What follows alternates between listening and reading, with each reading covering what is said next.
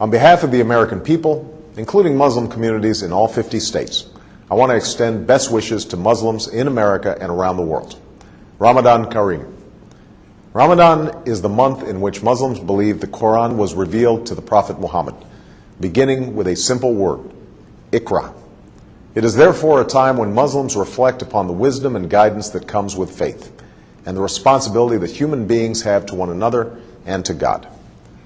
Like many people of different faiths who've seen Ramadan through our communities and families, I know this to be a festive time, a time when families gather and meals are shared. But I also know that Ramadan is a time of intense devotion and reflection, a time when Muslims fast during the day and perform Taraweeh prayers at night, reciting and listening to the entire Quran over the course of the month. These rituals remind us of the principles that we hold in common, and Islam's role in advancing justice, progress, tolerance, and the dignity of all human beings. For instance, fasting is a concept shared by many faiths, including my own Christian faith, as a way to bring people closer to God, and to those among us who cannot take their next meal for granted. And the support that Muslims provide to others recalls our responsibility to advance opportunity and prosperity for people everywhere. For all of us must remember that the world we want to build and the changes that we want to make must begin in our own hearts and our own communities. This summer, people across America have served in their communities, educating children, caring for the sick, and extending a hand to those who have fallen on hard times. Faith-based organizations, including many Islamic organizations, have been at the forefront in participating in this summer of service. And in these challenging times, this is a spirit of responsibility that we must sustain in the months and years to come. Beyond America's borders, we're also committed to keeping our responsibility to build a world that is more peaceful and secure. That's why we're responsibly ending the war in Iraq.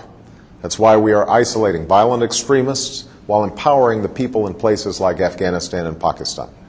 And that is why we strongly and actively support a two-state solution that recognizes the rights of Israelis and Palestinians to live in peace and security.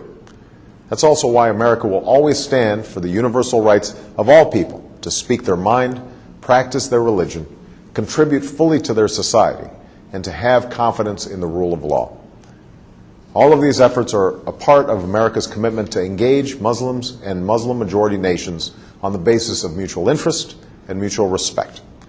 And at this time of renewal, I want to reiterate my commitment to a new beginning between America and Muslims around the world. As I said in Cairo, this new beginning must be borne out in a sustained effort to listen to each other, to learn from each other, to respect one another, and to seek common ground. I believe an important part of this is listening. And in the last 2 months, American embassies around the world have reached out not just to governments, but directly to people in Muslim-majority countries. And from around the world, we have received an outpouring of feedback about how America can be a partner on behalf of people's aspirations. We have listened.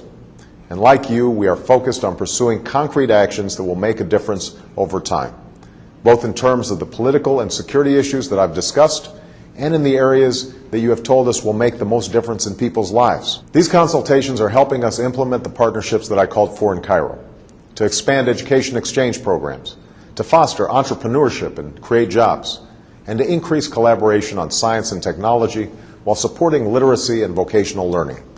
We're also moving forward in partnering with the OIC and the OIC member states to eradicate polio, while working closely with the international community to confront the common health challenges like H1N1, which I know is of particular concern to many Muslims preparing for the Hajj. All of these efforts are aimed at advancing our common aspirations, to live in peace and security, to get an education and to work with dignity, to love our families, our communities, and our faith. It will take time and patient effort. We cannot change things overnight, but we can honestly resolve to do what must be done while setting off in a new direction toward the destination that we seek for ourselves and for our children. That is the journey that we must travel together.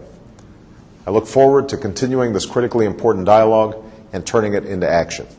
And today I want to wish Muslims across America and around the world a blessed month as you welcome the beginning of Ramadan.